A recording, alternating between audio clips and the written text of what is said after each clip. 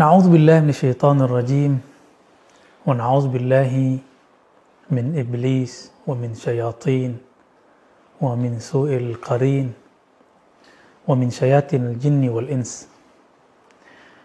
Alhamdulillah rabbil alamin hamdan yuafi ni'amahu yukafi'u mazidah. Amma ba'du. Semoga sahabat semua kita dilindungi oleh rekayasa iblis, godaan syaitan, gangguan jin, dan kesesatan dari qarin.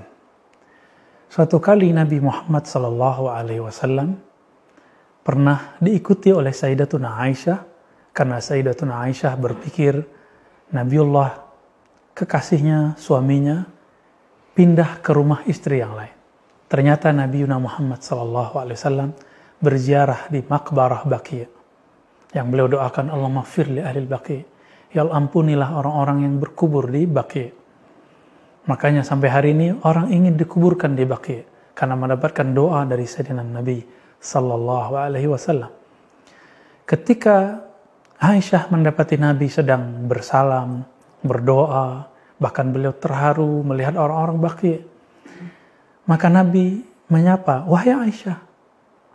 Lalu Aisyah lebih kurang menyampaikan apa yang dia pikirkan. Lalu Nabi mengatakan, itu karena engkau mempunyai syaitan atau qarin yang membisikkanmu. Dan Nabi SAW mengatakan, Allah mengislamkan qarinku, mengislamkan syaitanku. Maksud qarin di situ adalah qarin yang lebih halus dari jin. Syaitan di situ maknanya juga qarin. Karena syaitan pada hakikatnya tidak pernah Islam. Apa dalilnya? Di masa Sayyidina Musa alaihissalam, dengan hadis yang sahih riwayat Imam Bukhari, iblis dan turunannya syaitan datang kepada Sayyidina Musa dan mengatakan, "Hei Musa, ente kan kalimullah, engkau kan orang yang berdialog langsung dengan Allah. Bagaimana caranya bertobat kepada Allah?" Jadi ternyata iblis pernah insaf, tapi insafnya hanya setengah jalan.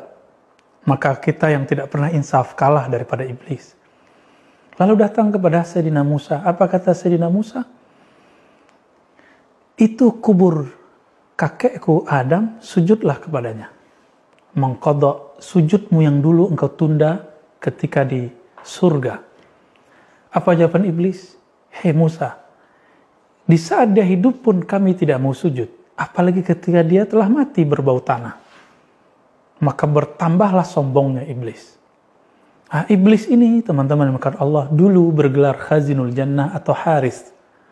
Dalam bahasa Ibrani disebut dengan Azazil. Azazil berarti malaikat yang punya keperkasaan, yang mempunyai Ismul A'zam, yang membuat para malaikat-malaikat yang lain merasa hormat dan segan kepada malaikat ini. Cuma karena dia merasa dirinya lebih canggih, lebih dekat kepada Allah, akhirnya dia lupa diri dan tidak terima jika ada orang lain yang Allah pilih selain dirinya. Sahabat yang makan Allah, maka Azazil kemudian ingkar, aba wastakbara.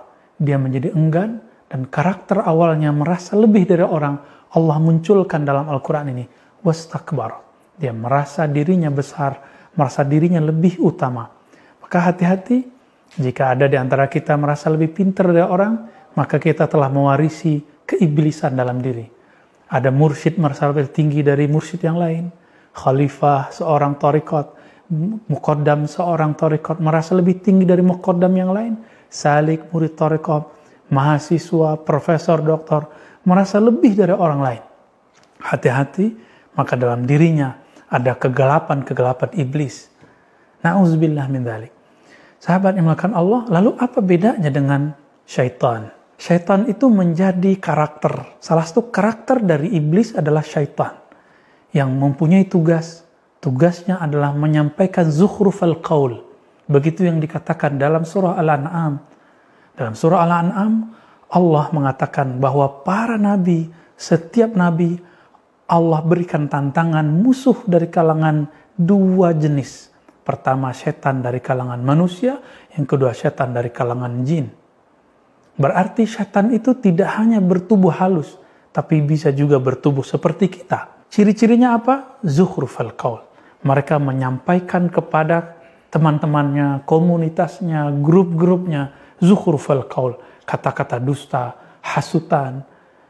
Inilah kemudian yang menzahir di masa Rasulullah menjadi masjid dirar, orang yang ingin memudaratkan Nabi dan para sahabat, orang-orang yang memainkan konspirasi, orang-orang yang ingin menipu daya umat.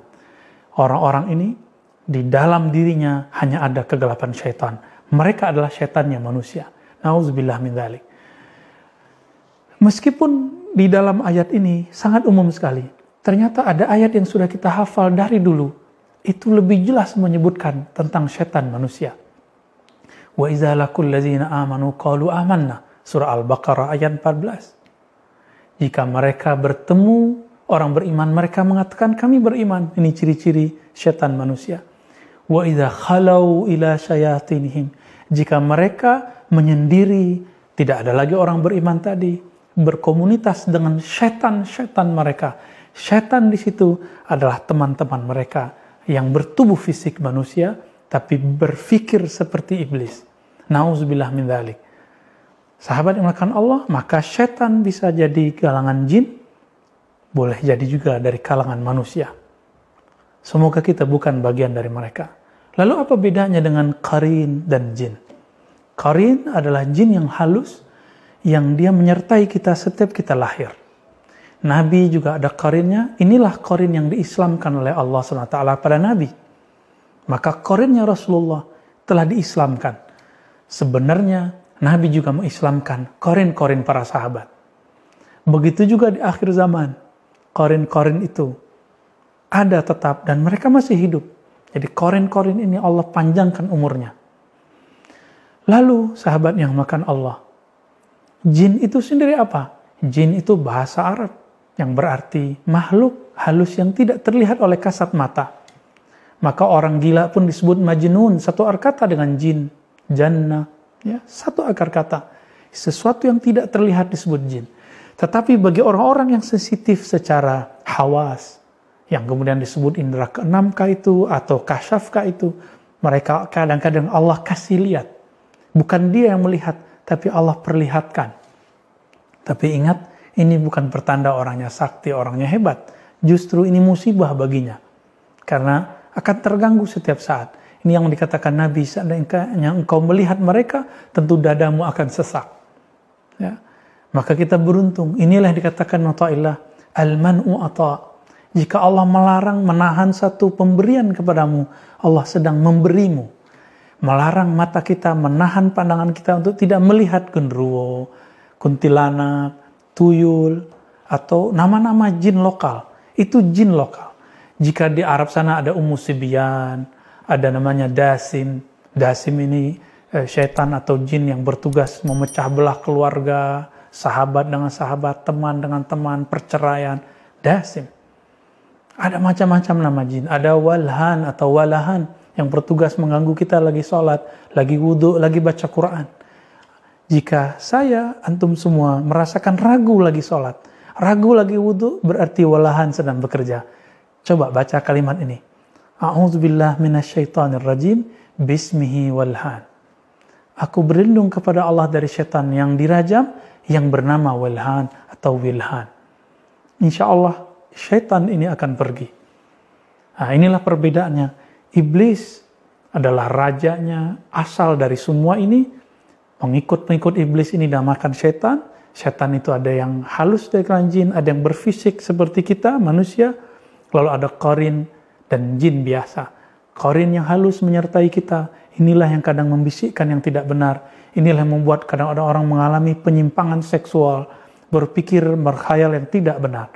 Sedangkan jin yang lain, itu jin yang kadang-kadang dia punya urusan sendiri atau kadang mengganggu kita.